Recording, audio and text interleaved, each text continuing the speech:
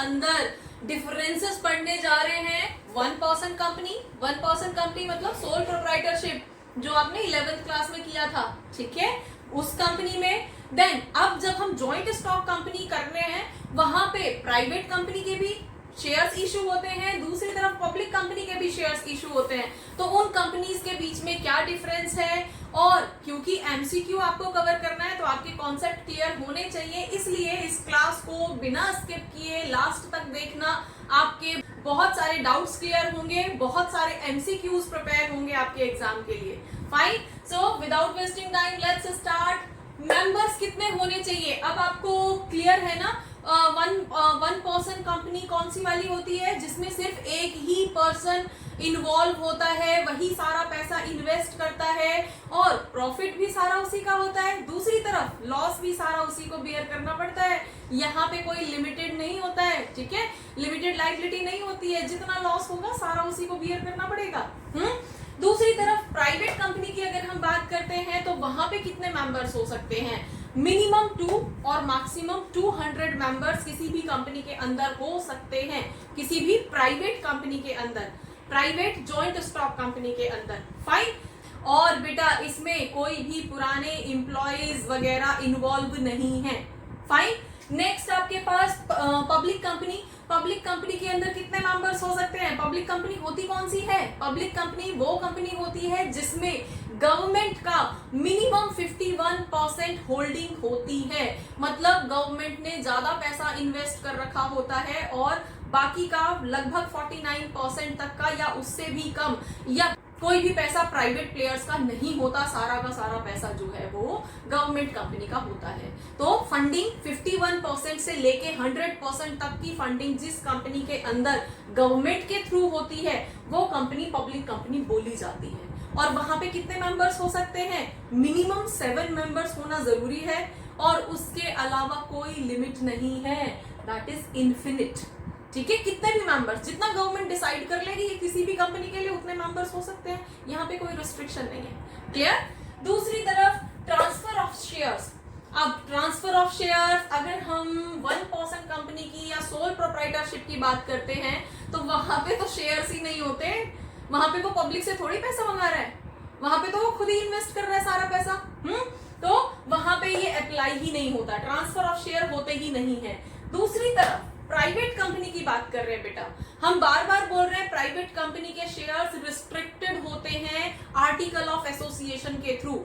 Article of association या memorandum of association private company को permit नहीं करता कि वो अपने शेयर्स इशू कर सके पब्लिक में, लेकिन फिर भी प्राइवेट कंपनी के शेयर्स मार्केट में सेल तो होते हैं, है ना, खरीदते हैं ना। रिलायंस इंडस्ट्रीज, टाटा इंडस्ट्रीज, तो कितनी सारी कंपनीज हैं जिनके शेयर्स पब्लिक खरीदती है, लेकिन वो यहाँ पे आर्टिकल ऑफ एसोसिएशन या मेमोरेंडम ऑफ एसोसिएशन के थ्रू सेल नहीं होते, ट्रांसफर नहीं होते, उनके लिए एक अलग क्लॉज होता है। अगर हम उसमें जाएंगे तो हमारा टॉपिक डाइवर्ट हो जाएगा, वो हम फिर किसी और क्लास के अंदर डिस्कस करेंगे। अभी आप ये समझ लो कि article of association shares transfer करने की परमिशन नहीं देता प्राइवेट कंपनी के केस में। डन।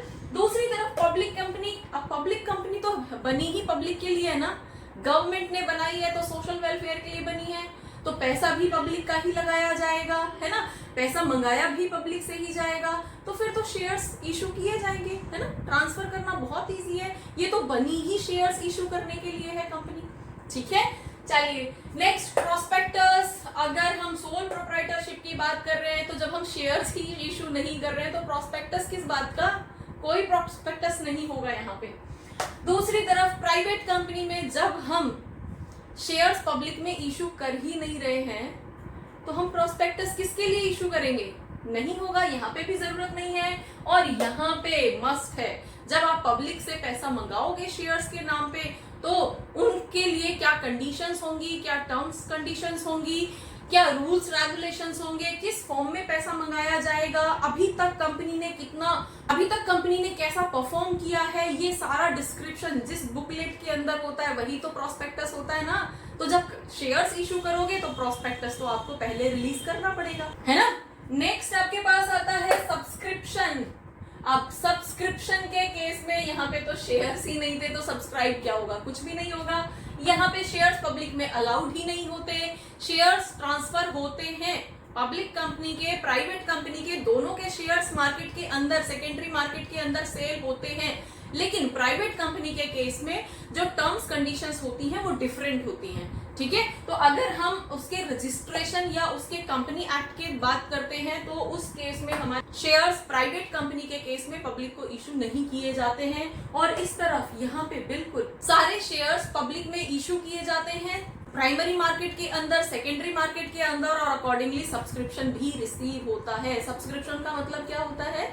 सब्सक्रिप्शन का मतलब है पब्लिक उन शेयर्स को खरीदती है, शेयर्स के बदले में पैसा देती है। जब वो पैसा दे रही है तो ये जो प्रोसेस है इसको सब्सक्रिप्शन बोलते हैं। Done. Next, article of association. अब वन मैन कंपनी या फिर सोल प्रोप्राइटरशिप के केस में भी उसको आर्टिकल ऑफ एसोसिएशन तो फॉलो करना पड़ेगा ना। आर्टिकल ऑफ एसोसिएशन होता क्या है? एनुअल जनरल मीटिंग के अंदर जो रूल्स रेगुलेशंस डिसाइड किए जाते हैं कि आने वाले फाइनेंशियल ईयर में हमारी कंपनी इस तरह से ये चीजें करेगी या उसका टारगेट ये है, उसको अचीव करने के लिए काम करेगी, ये सारे रूल रेगुलेशंस जब डिफाइन किए जाते हैं आने वाले फाइनेंशियल ईयर के लिए तो उसको आर्टिकल ऑफ एसोसिएशन बोलते हैं। फाइन, इसे भी फॉलो करना पड़ेगा, इसे भी फॉलो करना पड़ेगा, प्राइवेट कंपनी को भी फॉलो करना पड़ेगा क्योंकि कंपनी है ना। अब विजन तो उसका भी होगा ना कुछ के नेक्स्ट ईयर में हमें क्या अचीव करना है। फाइन। दूसरी तरफ अगर हम पब्लिक कंपनी की बात करते हैं तो पब्लिक कंपनी के अंदर गवर्नमेंट होल्डिंग है, तो गवर्नमेंट तो ऑलरेडी डिसाइड करके बैठी है। अब गवर्नमेंट का तो कोई special article of association apply करने की जरूरत नहीं है, गवर्नमेंट तो जो बोल देगी वही आर्टिकल ऑफ एसोसिएशन हो जाएगा, है ना। तो वो अपना खुद का adjusted article of association use कर सकती है, ठीक है। जो गवर्नमेंट ने रूल बना दिया वो उसके लिए आर्टिकल ऑफ एसोसिएशन बन जाएगा उस कंपनी के लिए। डायरेक्टर्स, अगर हम वन मैन कंपनी की बात कर रहे हैं तो 1 से लेके 15 तक डायरेक्टर्स हो सकते हैं। दूसरी तरफ अगर प्राइवेट कंपनी की बात कर रहे हैं तो मिनिमम 2 डायरेक्टर्स होंगे और मैक्सिमम 15। एंड पब्लिक कंपनी के केस में मिनिमम 3 डायरेक्टर्स होंगे और मैक्सिमम 50 डायरेक्टर्स उस पब्लिक कंपनी के अंदर हो सकते हैं। और ये पॉइंट आपसे एमसीक्यू की फॉर्म में पूछा जा सकता है बच्चे। Fine. Next, allotment of shares. अब इसने तो वन मैन कंपनी ने तो शेयर इशू ही नहीं किए तो यहाँ पे तो ये अप्लाई ही नहीं होता ना। अलॉटमेंट किस चीज का होगा जब सब्सक्रिप्शन ही नहीं हुआ, इशू ही नहीं हुआ।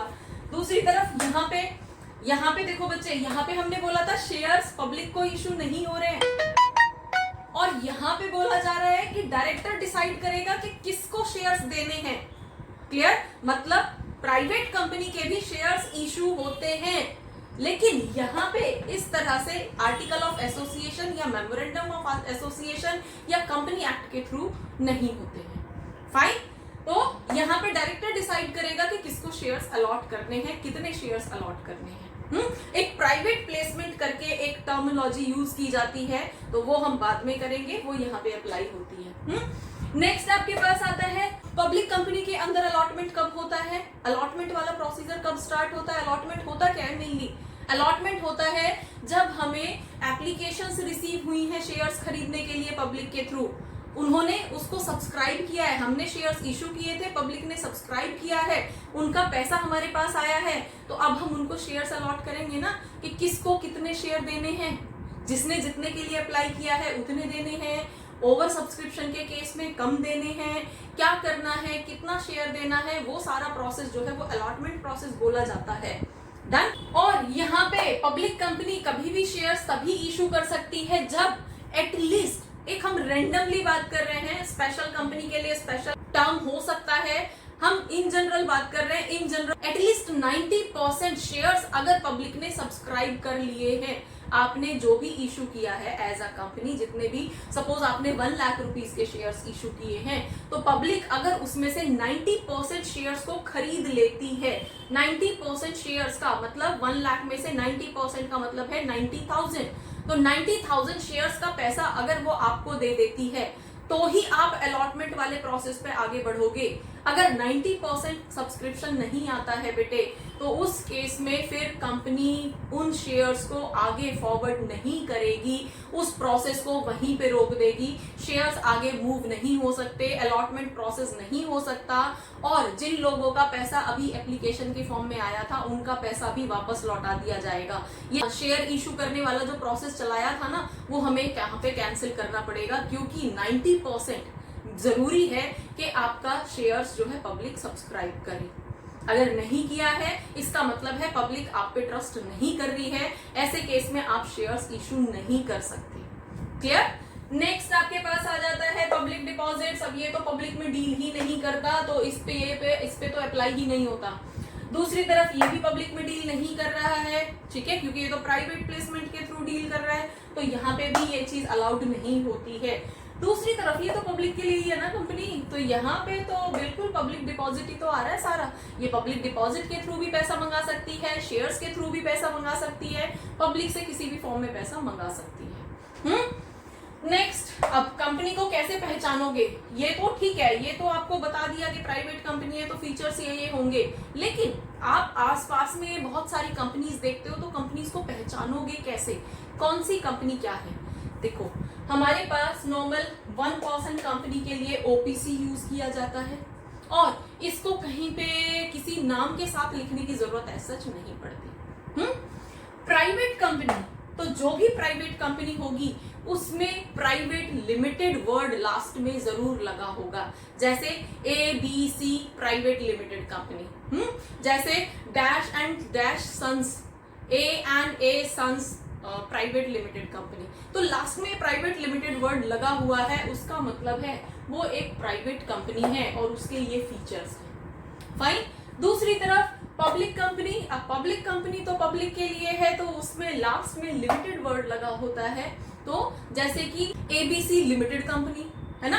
अब यहाँ पे क्लियर है ना बेटा, ABC प्राइवेट लिमिटेड कंपनी का मतलब वो प्राइवेट कंपनी है, और दूसरी तरफ ABC लिमिटेड कंपनी मतलब कि वो लिमिटेड कंपनी है, वो पब्लिक कंपनी है, वो गवर्नमेंट ऑथराइज्ड कंपनी है। तो होपफुली अब आपको कहीं कंपनी का नाम नजर आएगा तो आप मेंशन कर पाओगे कि ये प्राइवेट कंपनी है या पब्लिक कंपनी है, और चीजें कुछ टर्मिनोलॉजी आपकी यहाँ पे क्लियर हुई होगी, आपके MCQ में आपको हेल्प मिली होगी। For more keep watching, keep learning. Thank you.